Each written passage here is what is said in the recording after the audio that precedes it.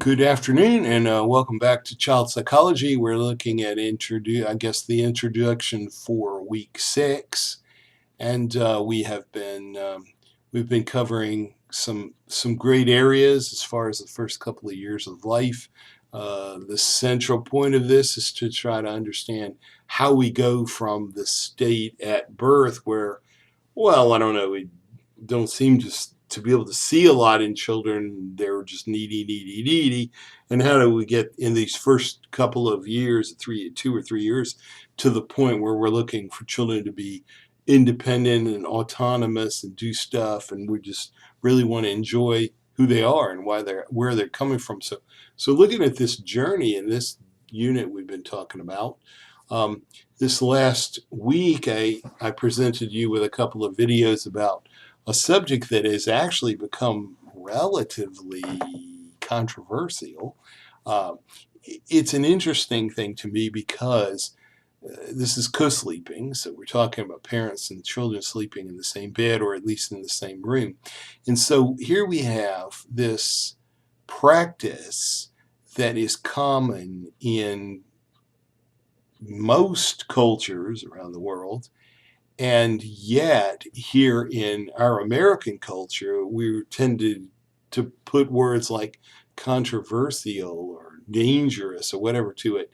And so this is interesting to me that I wonder if we're not establishing the way we want to do it is the normal way, and everybody else, there's something wrong with that. This is what we call in psychology ethnocentrism, and you have to be very careful not to say my choices or our choices in our society are right and everybody else is wrong, or this is sane and everybody else is insane, or whatever. We got to really be careful with doing that. So present these issues or present these videos on this issue just to kind of get you to meet some people or to hear what they have to say and to see their experiences and to think what you have to say. So I found in most of your answers in this class that you had a negative view of co-sleeping. Antonio mentioned that co-sleeping would become like a crutch. Kanikwa mentioned how it would inhibit a child from learning independence, or maybe the child would learn attachment. Well, not attachment like we've read in the chapter, good attachment, but negative attachment.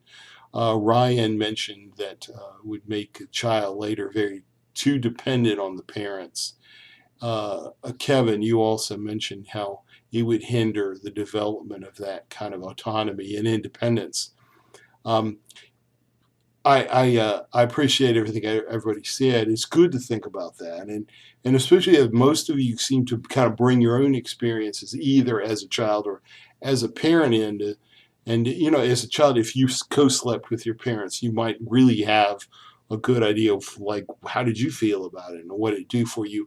On the other hand, if you had your own children, and there would be kind of seeing the other side of the issue as the parents of what's going on there.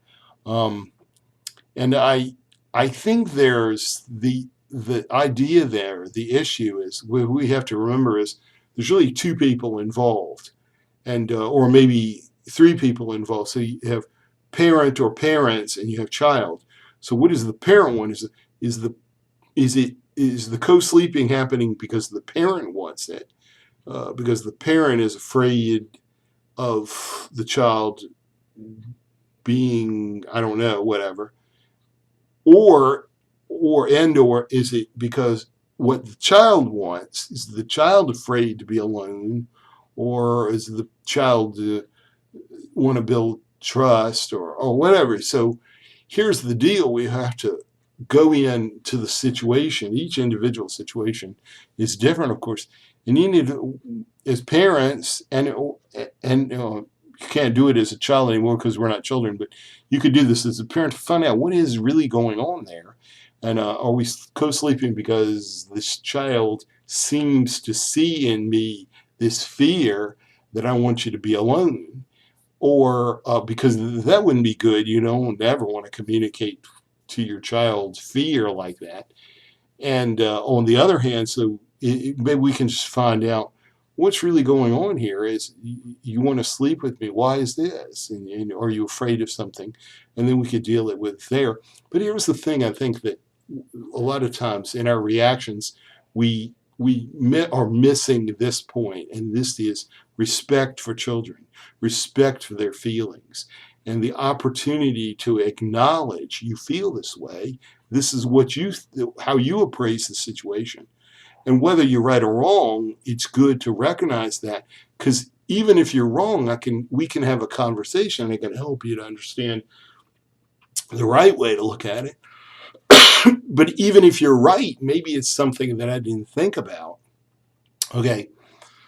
I think for the most part, because most people sleep with their children,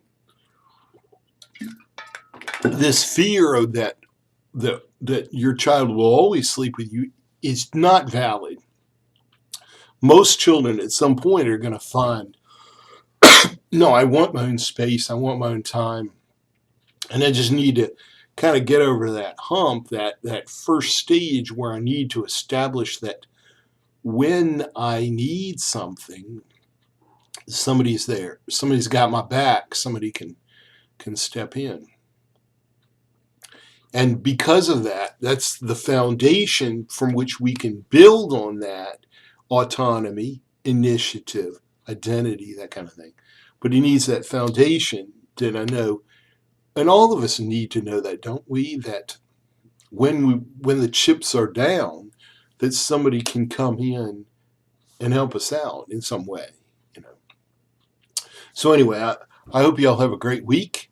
Enjoy week 6, and I hope you're enjoying child psychology as much as I am.